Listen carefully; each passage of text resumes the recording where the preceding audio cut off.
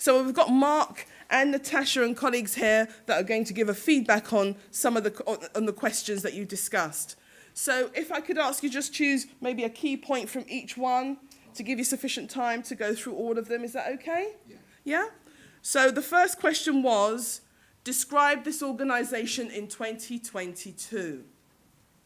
Okay, so the first one, well, one of the major ones that we had was to have a leadership team that was reflective of the diverse population that we serve. So that was the standout answer from question one. So we had having a liaison officer role in HR.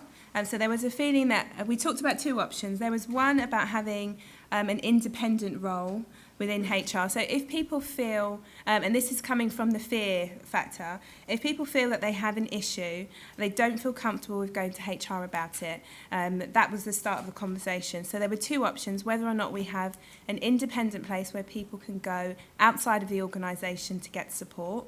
And then the second option was having a liaison type officer role based within HR, and we felt that that's what we should aim for 2022, and perhaps we need to look at an independent type role for now while we're on that journey. And the second question was, what is working well? A few people fed back that we have a visible and engaged leadership team, and we also recognise the need for improvement. And training and development is one of the major points that we identified as well. I think it was almost the same in our group as well. So leadership commitment was high up there. That we've got very top leaders are very engaged with what we do here, and also learning and training and development is quite key in our organisation. So we seem to be doing that very well. One other thing that came up is that we've got a really successful brand. So the NEL CSU brand is quite a good brand at the moment. So it just needs to continue growing as a good brand. Okay, and the third question was, how can we overcome the challenges that we currently face? So there was it was brought forward that we should have, even though the organisation is inclusive, it doesn't really filter down to the smaller teams. So there was put more emphasis on inclusivity around the smaller teams, those that are probably outreach, probably not based within central locations. So put more of a focus on that.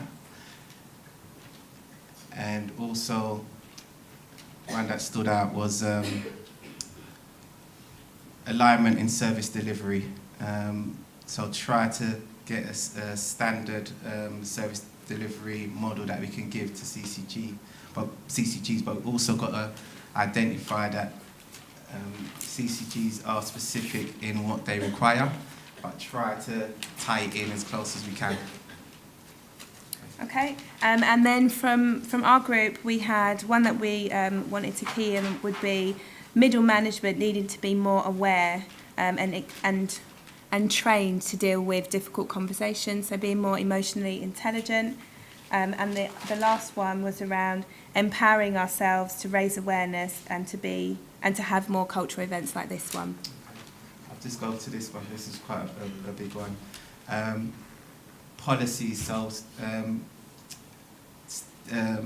adherence to policies, making sure that what's in the policies, staff and managers stick to the processes within the policies, and hold the individuals to account, which has been promised twice or 3 times today.